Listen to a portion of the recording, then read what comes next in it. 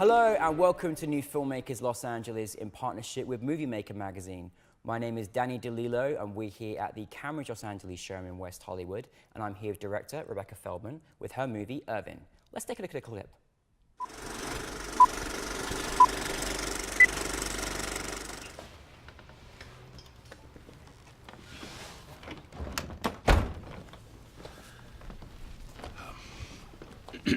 Might I have something to drink? It's a long flight. A glass of wine would be nice. Oh, I'm sorry. The wine cellar's a bit short. How's water? Water's fine. No ice? No ice. Rebecca, you did a fantastic job. Like really.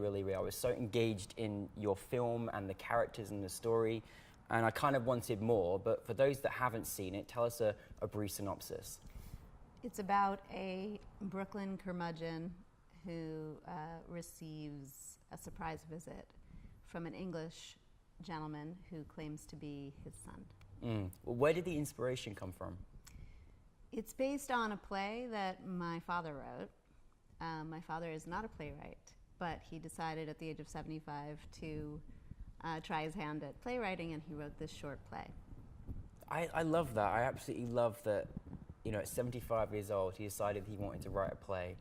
What does that feel like as his daughter to sort of, you know, him writing the play and then making this into a film, like as a family? That must be quite a nice experience. It was amazing, actually. I think it was a really sweet gift for both of us. Mm-hmm. It was mutually beneficial. Mm-hmm. He got to see a version of his story realized and put in, you know, in a permanent form that he can share with his friends. And I got to make a movie, which it's amazing. Which was awesome, and it was a really delightful experience. It's so lovely because I just feel like we're so sometimes caught up on just, you know, we have one plan and one career, everything else. And I love that at his age, you know, he decided, I want to be a playwright, and then makes this brilliant story. It really is a heartwarming, brilliant story. And then for you to direct it, it's just wonderful. Now, you did it also for a special occasion. It was your father's 80th birthday present as well. Yeah, it was really just by way of getting him to pay for his own birthday present. That's a great idea. That was a smart move there. That was a smart move from the director. I love that. As my father was also the executive producer. So how was that experience on set? Well, he really just he came on set like a little bit here, a little bit there, because he got bored. Yeah. He realized, oh, this is actually really boring. And was mostly on his iPad playing poker.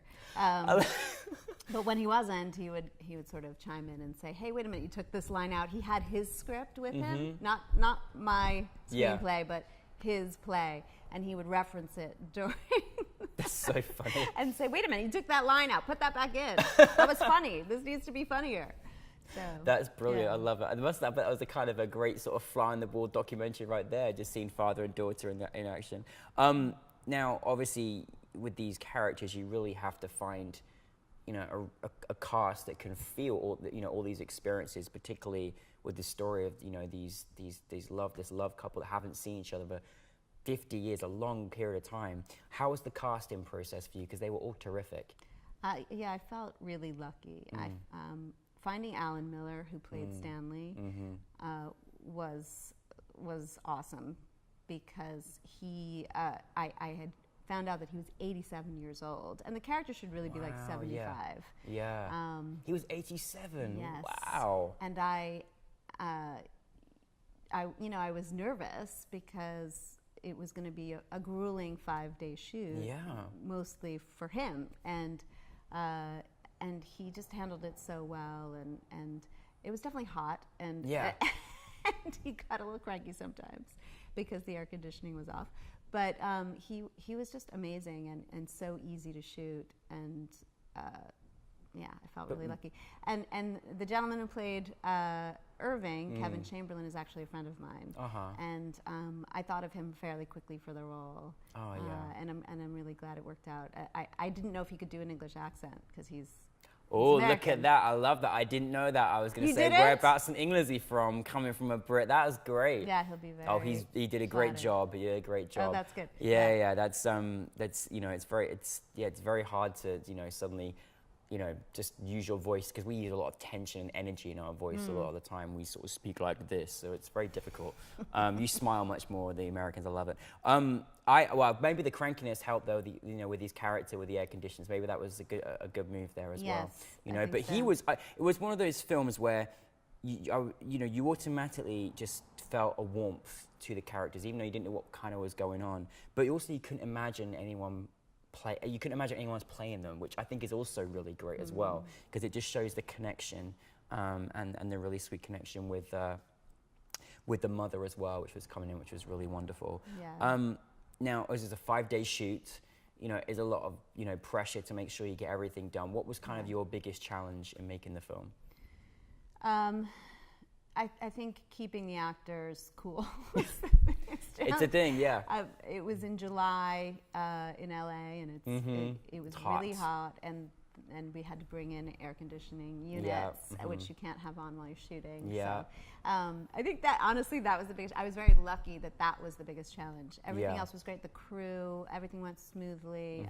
Our location was fabulous, and despite the heat, they were very professional and managed to get through it all. But we were covering a lot in 5 days, because it's a 28-page script. Yeah. So that's a It's lot like to a do in long 5 days. shot, isn't it? So yeah. Yeah. Do you think there was room that you wanted to possibly make it into a feature, or did you kind of think about that? How did you feel? It's been brought up a lot since people have seen it, because I received this comment a lot. I wish it were longer. Which is a great compliment, Yeah, it's fantastic. So I hadn't really given it much thought until people started saying that. I suppose it could be made into a feature, yeah. I think it's just the characters are so engaging. You sort of want to know more, which is just a you know, wondrous you know, compliment to receive. Now, you as a filmmaker from the great New York City, where I used to live, I love it.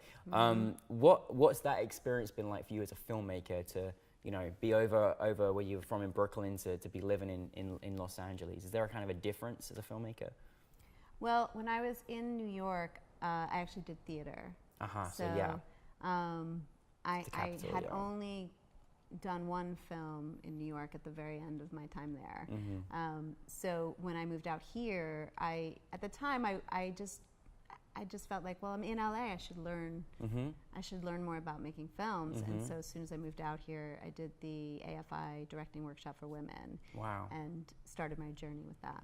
That's amazing. And well, AFI, we certainly have had some amazing films come from that with NewFilmmakers LA. What's it like to have your film, you know, selected for NewFilmmakers Los Angeles, have it in front of an audience? What does that feel like after all that hard work? It's great to see it in front of an audience, especially an audience that I don't know, you know, because I've screened it for my family and for, you know, our friends here and stuff. It's interesting to sort of feel people's reaction to it, because as we were watching it last night, I could feel the audience getting into the sort of con job of it all. Yeah. And as things take a turn, it was interesting to sort of feel them have to readjust to the shift without saying too much. Yeah. I don't mean no, and you did leave us. Go see it now, but you did leave us on that. You did leave us on that journey, because you just never know with a British person. You never know what they're going to do. You know, it's like are they really nice, or are they going to be a Hannibal Lecter? Who knows? So you sort of led us on that journey. What's going on? Which was great, and it's great. It's a great experience to watch as an audience member, to sort of not know where we're going to go, and then of course you have to watch it to find out the real story. So we'll leave it at that. What is next for you, Rebecca? I'm writing a feature. Amazing. Yeah. What genre this time? It's like a coming of age road trip movie that takes place on a boat going down the Erie Canal. And it's about a young woman, 18, who's also paraplegic. Yeah. Who is taking this boat trip with her father. Oh wow. I love the. Do you kind of feel like it's your style, and you've got these sort of relationship, sort of like storytelling? Because it's always great, I think, to watch those kind of movies as well. Yeah, I'm very interested in character based dramedy. Dramedy, yeah. Everything I do is always a little bit funny. Yeah, well, that's good. we need funny. We need funny in this day and age. We really do. Yeah. Well, and that's just what life is. Life Yeah. is always, even in its serious moments, there's always funny stuff Of course there projected is, into yeah. it, and that for me feels real. That's the life I live. So that's what I like to see on the screen. No, that's great. For you as a filmmaker, has there sort of been a poignant moment or a piece of advice that you've received that you felt like that you would share with anyone that would want to sort of like step on the journey as a director or as a filmmaker? Is there anything that you've experienced in your filmmaking and being a filmmaker that you've had that you'd want to share with anybody? Well, I think as a woman, I feel, for women out there who are trying to make their own work, is to just really be true to themselves, not just in their particular artistic style and propensities, but also just in their personality and how they want to run a set. I think it's really important to run the set and set the tone in a way that feels nurturing, that feels supportive for everybody, that feels like we're here to have a good time and work together and we're a team. And that's how I like to approach That's a set. how it should be, yeah. I think for women, they should feel like, that this is their playground Yeah. and they get to set the rules. I 100% agree, and it was a great experience as we see every single month a growing number of talented female directors and filmmakers, and hopefully we'll keep reaching the goals to bridge those gaps in the filmmaking behind the scenes as well. I really 100% agree with that.